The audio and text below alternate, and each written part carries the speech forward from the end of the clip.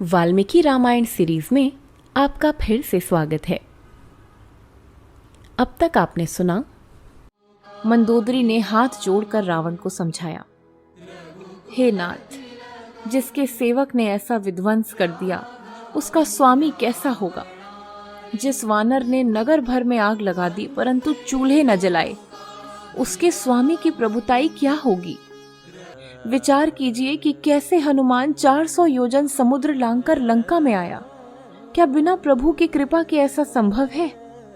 राम ही श्री हरि है और उनका अवतार ही पाप के विनाश के लिए है। रावण को उपदेश नहीं सुहाते, वह कालवश हो गया था। 14 शास्त्र पढ़े हैं रावण ने, उसके जैसा ज्ञानी कोई नहीं, परंतु आज वह सब विस्मृत कर चुका है। अब आगे सुंदरकांड भाग 4। मंदोदरी की बात से क्रोधित होकर रावण अपने दरबार में चला गया। दरबार में भी वैसी रंगत नहीं थी जो नित्य होती थी। सभासदों में विचित्र सी व्याकुलता थी। संभवतः कल के अग्निकांड का प्रभाव था। नृत्यांगना और वाद्य कुशल भी मौन बैठे थे। रावण ने सबको बारी बारी से देखा और अंततः दृष्टि विभीषण पर टिका दी। वह अभी भी निश्चिंत और शांत कैसे? साम्राज्य पर संकट आ गया था और वो माला फेर रहा था।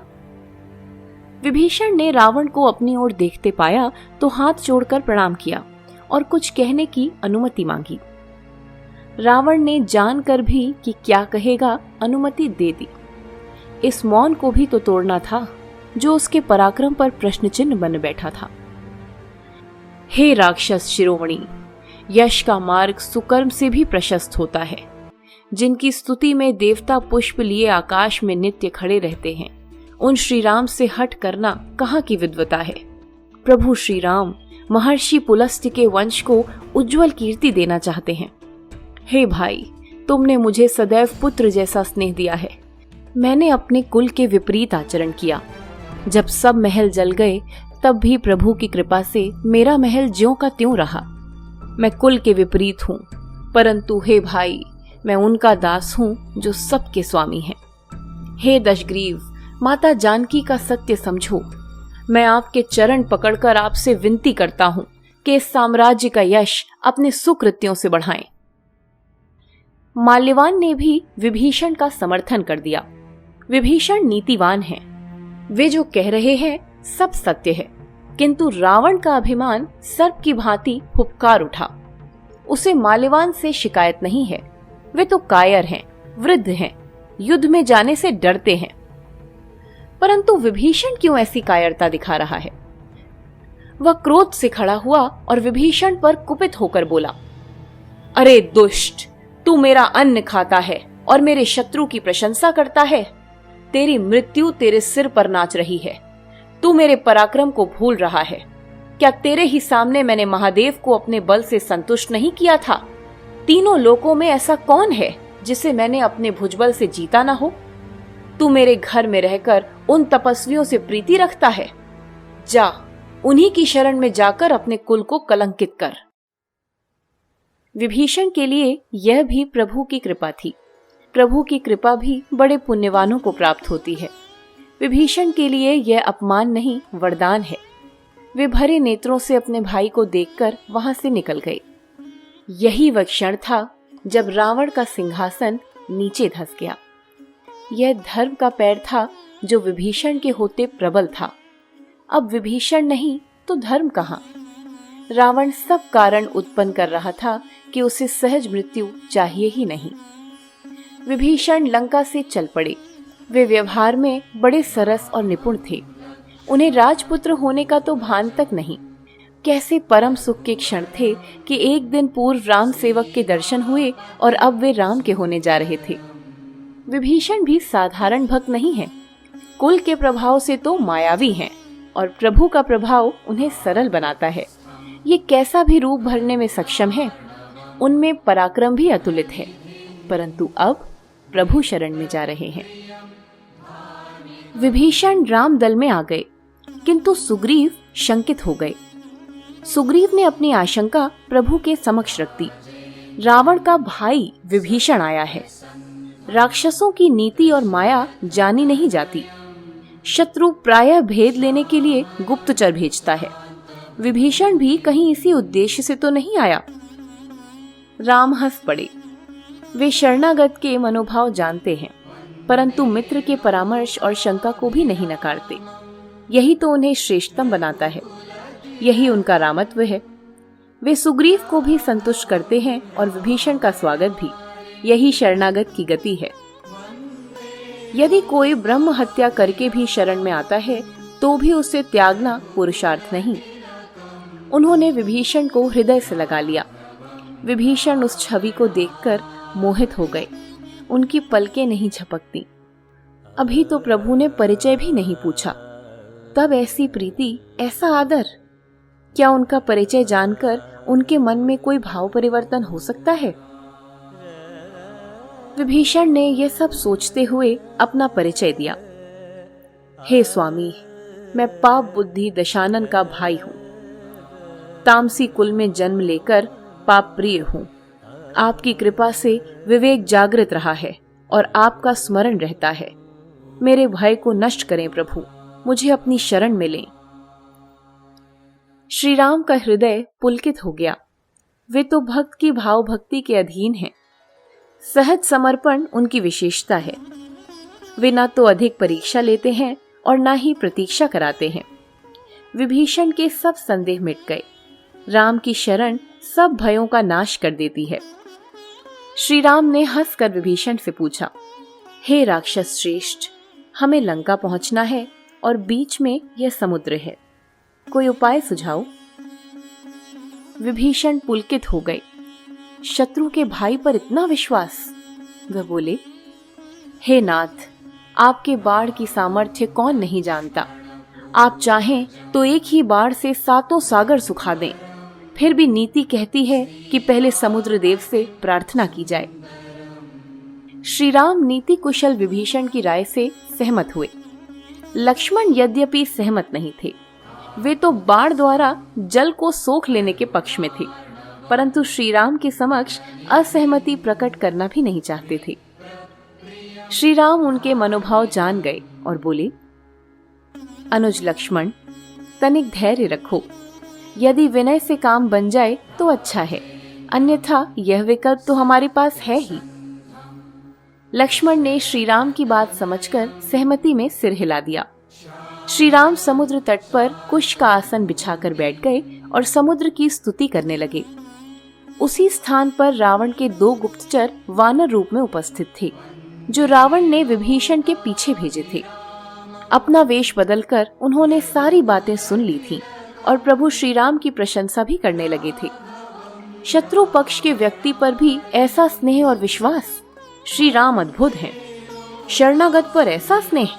वे दोनों प्रभु के गुणगान में इतने भावमग्न हो गए कि अपना सब छल कपट भूल गए। वानर दल के बीच वो 2 भयानक राक्षस राम चर्चा में मग्न थे और उन्हें यह तक भान नहीं था कि उनकी माया लुप्त हो गई है और वे वास्तविक रूप में आ चुके हैं। यह तो उन्हें तब पता चला जब वानरों ने उन्हें चारों ओर से घेर लिया। दोनों घबरा गए। ये कैसे हो गया? इनकी इच्छा के बिना वास्तविक रूप कैसे प्रकट हो गया? मारो मारो कहकर वानर उन पर टूट पड़े। दोनों त्राही माम की पुकार करने लगे। वहां उनकी पुकार कोई न सुनता था। तब प्रभु से आस लगाई तो बुद्धि काम करने लगी। एक ने तत्काल कहा, जो हमें मारे उसे श्री राम की शपथ। सबके हाथ रुक गए। लक्ष्मण ने यह देखा तो उन्हें बड़ी दया आई और दोनों को छुड़ाकर अलग लाए। दोनों को अपनी मृत्यु निश्चित लग रही थी। लक्ष्मण का क्रोध वे देख चुके थे।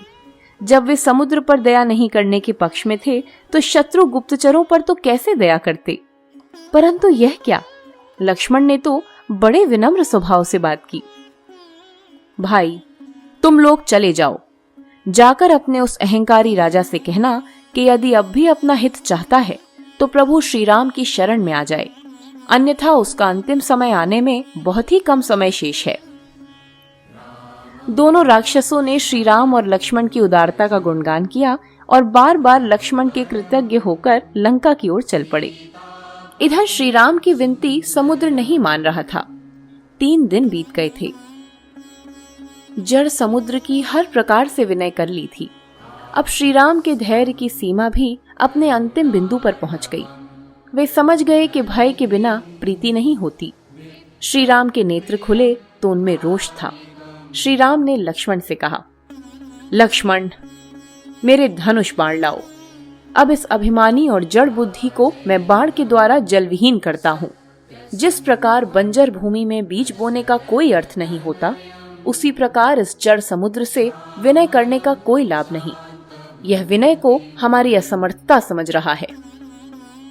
क्रोधित श्री राम ने धनुष पर बाण चढ़ाया और समुद्र में छोड़ने ही वाले थे कि उस अग्नि बाण के प्रचंड ताप से समुद्र के जल जीव व्याकुल हो गए। समुद्र की शांत सतह पर कोलाहल होने लगा। समुद्र देव भयभीत हो गए। वह ताप अब उन्हें भी असह्य हो गया था। कुछ देर और शठता दिखाई तो अस्तित्व भी न बचेगा। तब वह ब्राह्मण वेश धारण कर दीनता के साथ त्राहि माम करते हुए प्रभु के चरणों में आ गिरे और बोले, हे नाथ, हे जगदीश्वर, मुझ जड़ की भूल क्षमा करें, मेरे दोषों को अनदेखा करें स्वामी। हे दया निधान, आज आपने मेरी जड़ता का अच्छा दंड दिया और ठीक ही दिया, परंतु हे जगत पिता, मेरी मर्यादा भी तो आपकी ही बनाई हुई है। मैं आपके प्रताप से जल रहित हो जाता हूँ तो मेरी मर्यादा भंग होगी और यह तो आपका ही उल्लंघन होगा। हे देवाधिदेव, अब आप जैसा कहें मैं वैसा करूं, मुझे आज्ञा दीजिए। करुणा निधान श्री राम समुद्र की विनती सुनकर द्रवित हो गए। दया उनकी प्रकृति है। उस पर भी समुद्र का कथन नीति युक्त था। अब उन्होंने समुद्र से ही कोई उपाय पूछा। हे तात, अब आप ही ऐसी कोई युक्ति बताएं जिससे हमारी वानर सेना पार उतर जाए। समुद्र देव ने कहा, हे सर्वव्यापी परमेश्वर, आपकी महिमा अपरंपार है। ऐसा कौन सा उपाय है जो आप नहीं जानते, फिर भी आप मुझ तुच्छ को श्रेय दे रहे हैं। आप वानर सेना को आदेश करें कि वह जल के ऊपर सेतु का निर्माण करें। आपका नाम लेकर क्या संभव नहीं है। वानर सेना ने ऐसा ही किया। भारी भारी पत्थर उठाए और प्रभु का नाम लेकर जल में छोड़ दिए। सभी हर्ष से भर उठे। शिलाएं जल पर तैर रही थीं। समुद्र तट पर वानरों में उत्साह और उल्लास था, तो लंका नगरी में रावण अपने विशेष विश्वास पात्रों से विचार विमर्श कर रहा था। क्या राम समुद्र को बांध सकता है? असंभव। वह हनुमान अवश्य आ गया, पर सब तो उसके जैसे न होंगे। मेघनाद ने इन सब विचारों को छोड़कर अपने पिता को निश्चिंत होकर विश्राम करने को कहा। अहंकार में डूबे पिता पुत्र को समीप आता संकट तुच्छ जान पड़ता था। इधर समुद्र के वचनों से उत्साहित नल और नील का हृदय आवेग से भरा जा रहा था। श्री राम की प्रेरणा से अद्भुत सेतु का निर्माण होने जा रहा था। श्री राम पहले उस स्थान पर भूमि पूजन करेंगे और अपने आराध्य शिव की स्थापना करके उस पावन भूमि को तीर्थ बनाएंगे। अपनी इच्छा उन्होंने सुग्रीव के सामने रखी तो उसने हर्षित होकर शीश झुकाया और अपने दूत भेजकर तपोवन से श्रेष्ठ ब्राह्मणों को यह पवित्र कार्य संपन्न करने के लिए बुला भेजा। पुण्य तीर्थ रामेश्वरम में शिवलिंग की स्थापना कर दी गई। जिन श्री राम के समक्ष समस्त ब्रह्मांड नत है, वे शिव के समक्ष नत थे। वे सुग्रीव से बोले, हे सुग्रीव, मेरे द्वारा स्थापित परम पावन शिव की इस मूर्ति के जो भी मनुष्य दर्शन करेगा वह मेरे लोक को प्राप्त करेगा। जो इनका अभिषेक गंगा जल से करेगा वह सदैव मेरा प्रिय रहेगा। जो इनकी भक्ति में लीन रहेगा मैं उसका सदा सहायक रहूंगा। देवता पुष्प वर्षा कर रहे थे। श्री राम की शिव भक्ति अवर्णनीय थी।